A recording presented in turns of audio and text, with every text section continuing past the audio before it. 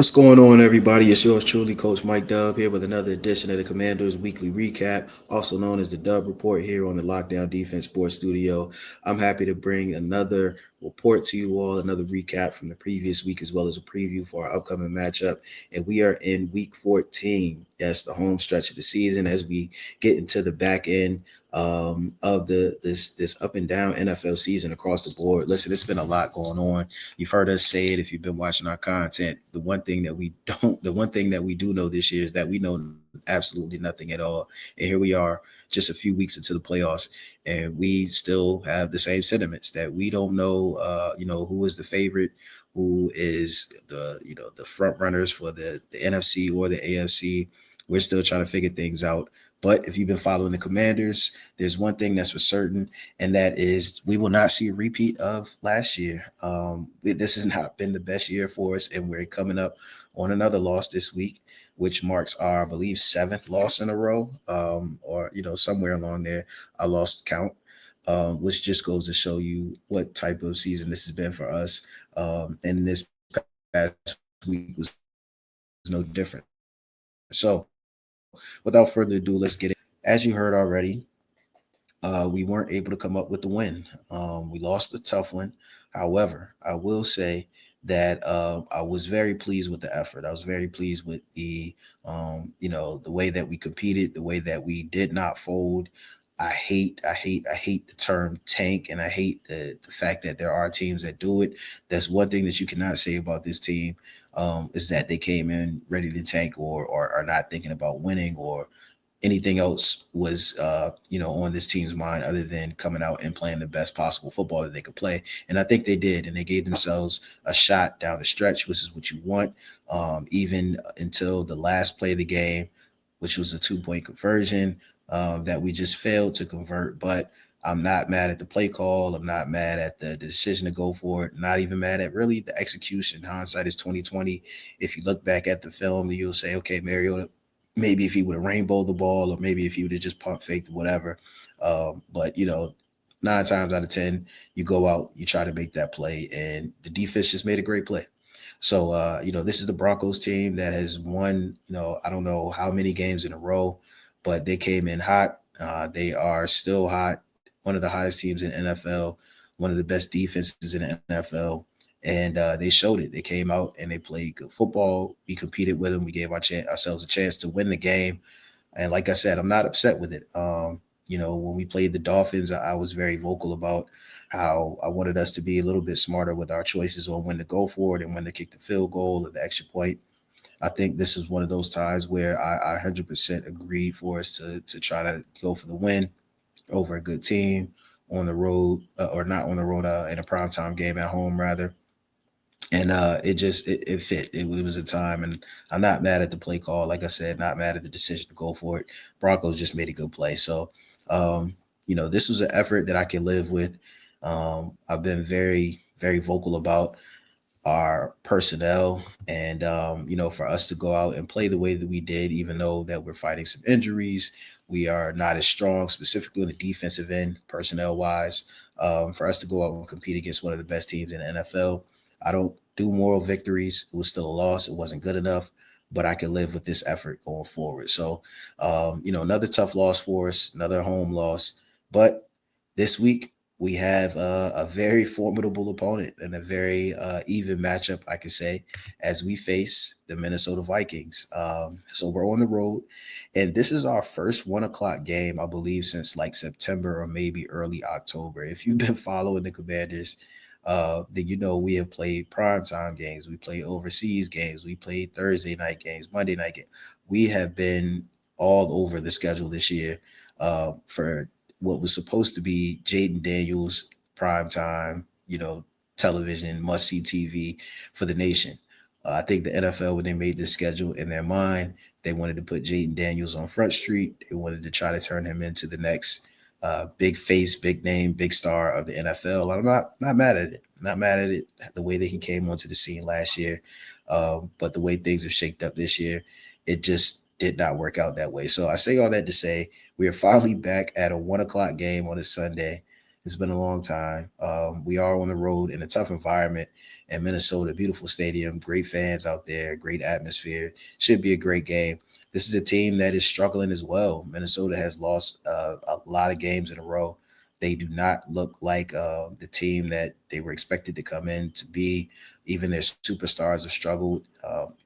Obviously, Justin Jefferson, being one of the best receivers in the NFL, has struggled this year. They've had problems at the quarterback position. Defense has been pretty steady and pretty solid. So this should be a pretty good matchup because on the other side of things, we have struggled on defense. Our offense has been pretty solid for the most part. And we have some guys that have not looked like our superstars and not looked like the guys that we needed them to look like this year. Terry McLaurin is back. He had a great touchdown last week, but this is his first. Last week was really his first kind of coming out game. So we have a receiver that's struggled on his own accord as well. Still no word on whether or not Jaden Daniels will be playing this week. I know he is trending towards a return, possibly sometime this season. He practiced last week. Of course, he was a no go. Not sure if we'll see him or not this week. I'm hoping that we do get some sort of sample size uh, with him in a full receiving core, a full healthy receiving core. Even though we are still missing some of our guys, but I would love to see him with a healthy Debo, a healthy Terry, and possibly even Travion Burks. If you watched the game last week, you saw his amazing catch. He was brought on not a few weeks ago from Tennessee, battled some injuries, former first round pick.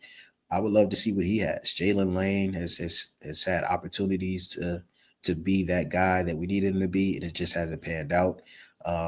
Frustrating as a fan because you really root for him, and I'm sure even more frustrating for him to not be able to kind of take a hold of that wide receiver three slot that was kind of left for anyone to take over, and we haven't seen that. So I say all this to say, if we're able to see Jaden Daniels play, I am hoping that the back end of the season we can see at least a few games of Jaden Daniels working with a full, I guess, capacity at wide receiver, whether it be Trey Burks or Jalen Lane. Terry should be a go again. Looking for him to have a big game, which we'll talk about in a few. Our defense is going to have to match up well, but this is a very winnable game, and I think that this is a game that could get us in the win column for the first time in quite a while. So, looking forward to the matchup. I mentioned Minnesota and their injuries. We're going to keep an eye on Aaron Jones at running back as well as their quarterback situation or what they're going to do, whether it'll be McCarty or who they started last week, which is just a terrible performance by Minnesota against Seattle. So hopefully they are, still trying to figure things out and we can take advantage of that. So that being said, who are the X factors? And part of it is kind of carries over from last week. These are two guys that had great games last week and came up for us. Bobby Wagner, I think, had one of his better games last week, and I've been very critical of him. I've been very critical of his age and how he's looked out of place sometimes. He's still struggled in coverage, but I think that this is a matchup that he can, possibly get back on track with it. I will say that we're going to have to find some type of answers for the tight ends going across the middle and that intermediate coverage. It's just a huge mismatch for Bobby Wagner to be anywhere in pass coverage at this point. But he could be a big help in the run game and just figuring out how we could fit the runs and keep them one dimensional as we kind of did last week. We really didn't give up too much in the run game against the Broncos. Um, but I would love to see, Bobby Wagner come up and step up big for us and neutralize the run game for Minnesota. Uh, TJ Hawkinson, I'm a little nervous about his matchup with our linebackers.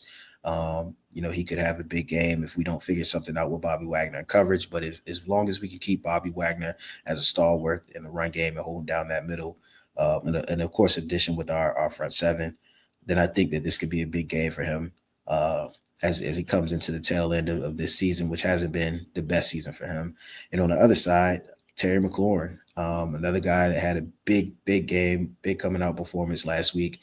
Now we're looking for him to just, be the Terry that we know he could be. We know that it's there, whether it's Mariota at quarterback or Jaden Daniels at quarterback. Looking for Terry to have another big game, another touchdown performance, at least one touchdown performance, and hopefully we could take the top off the defense of Minnesota, which is really what we've been missing on offense, is that deep threat, that guy to really stretch the field and keep the defense honest, and especially with Mariota back there, if he's able to be a little bit mobile.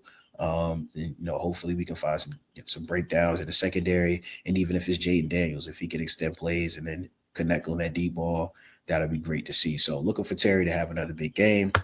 And finally, what are our keys to victory? So number one, the intermediate pass game. I love what we did against Denver, kind of using the quick passing game and getting the ball out of Mariota's hands quickly, which eventually allowed him to stretch the field later on because they got the defense to kind of cheat up a little bit and they took advantage of that. So it's kind of, I always say the short passing game is an extension of the run game. Of course, we're going to still try to utilize our run by committee with Rodriguez and Bill. Hopefully we can keep them honest with that. I'm always a fan of using the run to open up the pass, but just as good as that is using the intermediate pass game to open up the big play pass game. So Zach Ertz had a big game last week. Hopefully we can use that again. Those tight ends across the middle, short routes, Debo, and then hit Terry over the top. So the intermediate passing game, hopefully we can use that to open the deep passing game and take some shots when the time is right. Second is, of course, pressure the Vikings quarterback, whether it's J.J. McCartney or the rookie quarterback whose name slips me at this point. We saw how he did against Seattle, which was not good. The Vikings cannot feel good about their quarterback situation right now. So the best thing to do is dial up that pressure and keep their foot on their necks. Either way, like I said, it's either going to be a second-year quarterback or a rookie quarterback. So throw the house at him, throw exotic blitzes at him. Let's make him uncomfortable, and let's try to force turnovers, which leads us to our third bullet point there. Vikings defense had a really good showing last week against Seattle, but their offense just was not able to come up big.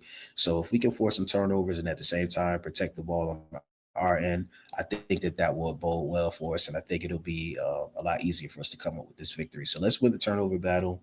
Let's put pressure on their quarterback, and let's use the intermediate passing game to kind of open up big shots downfield. I think if we do those things, we maximize our chances of winning. Let me know what you think. What are the Commanders' keys to victory this week? Is this the week that we can finally get back in the winners column? Do you think that this is a matchup that holds in our favor? Whatever your thoughts are, please like, share, comment. Let us know on all of our socials. You can always catch me on both Twitter, or X, I should say, and Instagram. Catch AG, which is our Chiefs insider, as well as Robert Garcia, RG, at his Twitter, who is our Chargers insider. And of course, tune in to all of our socials and all of our networks across for other content, all things NFL, NFL Nation, the ref. We have some tons of insight, great content for you guys. So just tune in, comment, like, share, retweet, and of course, let us know your thoughts. So without further ado, we're going to keep on pushing with week 14. Hopefully you and your team have a great showing as we push also into the fantasy playoffs. I need a big win this week as well. So I'm trying to win something this year. Commanders may not make the playoffs, but hopefully my fantasy team can make the playoffs.